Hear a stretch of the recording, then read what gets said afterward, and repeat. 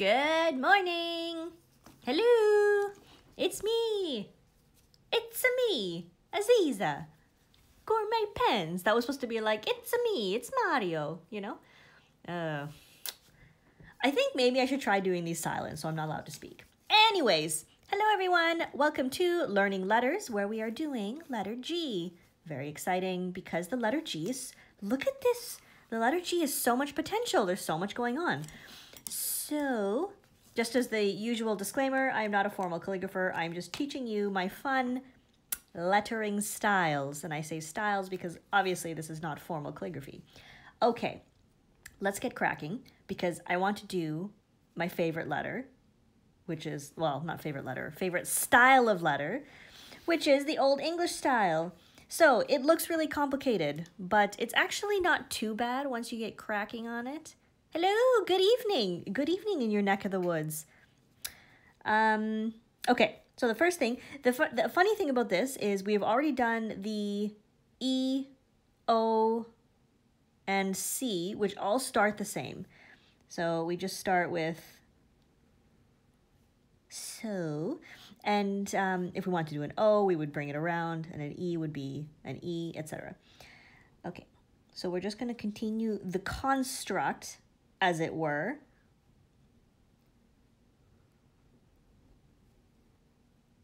Ta-da! 2 a.m. Oh my goodness. Okay. But it's okay if you're awake late and watching inks and pens. Sorry, just having a sip of my coffee. Okay. Now this is basically that, but if we want to fancy her up a little, we turn the nib on its side, use the fine line, and add some flourish. So I'll do it again. Give it a half tail, bring this bit down. And I think it's unmistakably a G. As you can see, I need practice to make it more consistent. The ink in this particular pen, I don't usually mention the inks unless someone asks because it doesn't really matter unless you're interested in it. This is Kobe number 21, Taisanji yellow. But all you really need to know is Kobe number 21 because you can find the ink based on that. Yeah, isn't that fun? I think it's just a really beautiful style, the Old English. This one is not as, this one probably should have come up a little further.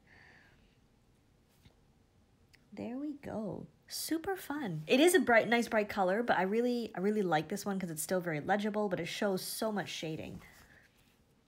See, it's just so exquisite. All right. Now, should we take a look at this G? It's very similar, but just opened out a little to make way for the arrow. Now, the arrow is not really a thing. Like, it's not a style of some particular sort. It's just that it's just a type of flourish, and I thought it would be fun to try it out. So, we have this part. We have my little dragon tails. Like so. Leave a little space there so that my, oh, well, close enough. So instead of just doing the 2 lines, I'm going to bring it all the way through. I made it an arrow. Others do something like, it's more of like a top. I don't know. It's still an arrow, I guess. Hello! Annabelle! I don't know if you're tuning in from somewhere in the Netherlands or if you're still in travels, but welcome back. Super excited. Very lovely, very fun G. Now let us switch to just a regular G because maybe this is overwhelming. Maybe you're like, oh, okay, I've had enough of that. Regular G, I'm talking like something like these. You don't even need to calligraph because it's simply the letter G. I'm using the Lamy Safari 1.1 millimeter nib just to show you that you can still do fun things with a regular G or regular letter with different nibs. Easy peasy. And if we were to try something like one of these letters with a very small nib, It still works. You are overwhelmed. Yes, you know what? So am I. To be honest. The thing is, there's a lot of options here. So what you might want to do is catch the video on YouTube so you can pause and you can try out some of the lettering if you would like. Now, I'm using the Pilot Metal Falcon. This is the soft fine nib, just to do something very casual. So, just a plain old cursive G. Or if you prefer, this is like more of a slant, you can also do it more upright. Or you can do lowercase. Super fun. And as you know, if I were to do a modern script, I like to stretch it out a little. So I think that's just more of a easygoing style. This one, you never understood this one? This one in particular, or this one, or this one? Yeah, these are weird because in cursive, I mean, they don't really look like a G, but what do I know?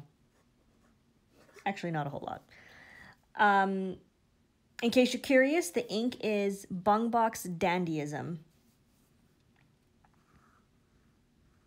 The interesting thing is when I write, if I'm writing a letter or something, or just kind of lettering a quote that I like, I tend to use lowercase, and I sometimes avoid capitals unless I'm using Uncial or Old English. I don't really care for the capital cursives, but I do enjoy the lowercase G. Okay, next up we have, I think the Uncial G is very attainable if you're very new and you're a little intimidated by the letters, because it's very basic, very simple. It's just, I'm just trying to point at it there.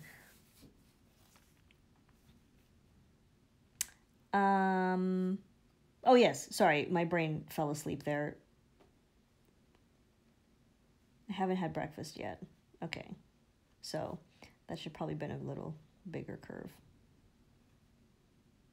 I like to give the top of my G a slight little tail there, but you don't have to do that. You can also just bring it all the way around and give it that bit of tail. It's not the most beautiful G I've ever seen, but okay, so we have, I'm gonna write,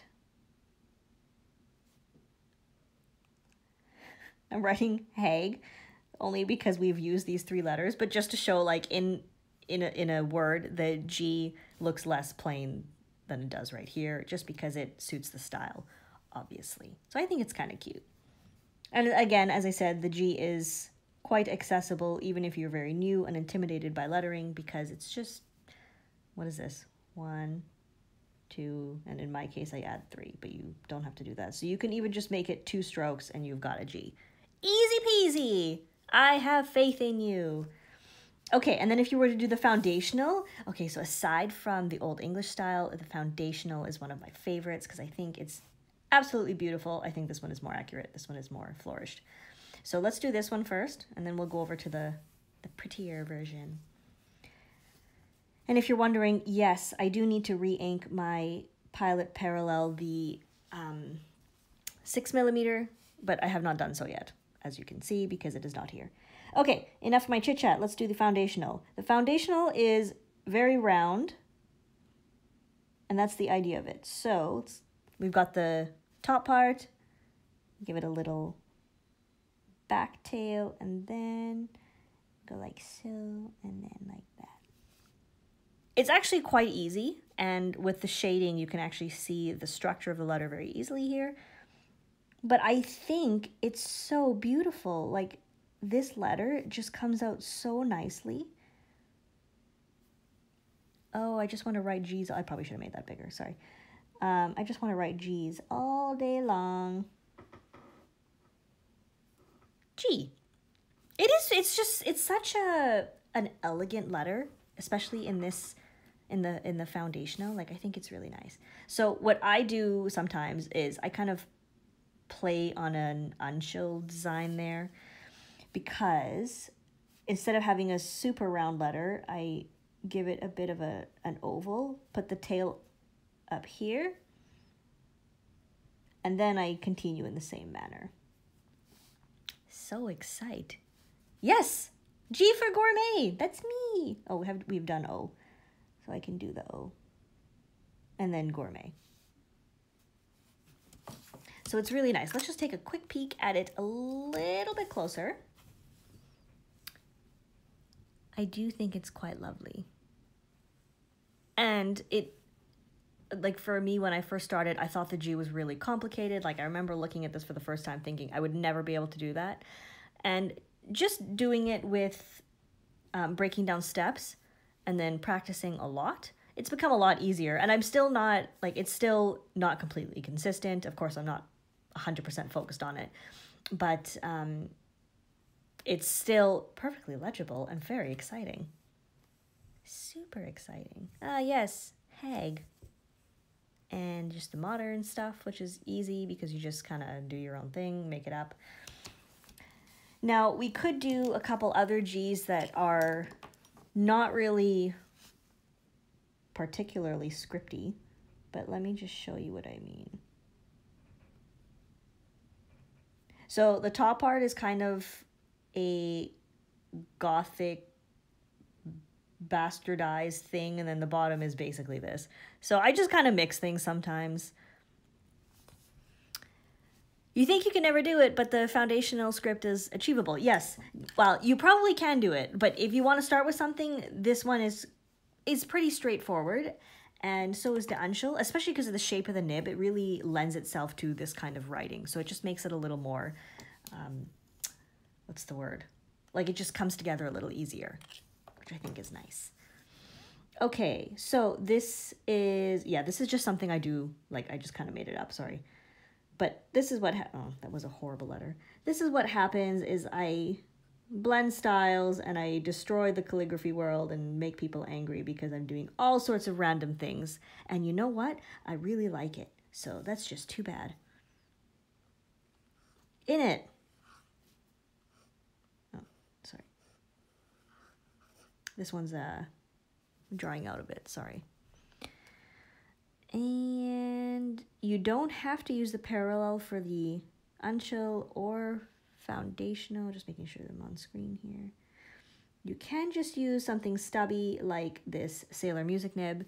It's not as pronounced, obviously, but it works. And in case you're curious, the ink is Aurora Blue Black.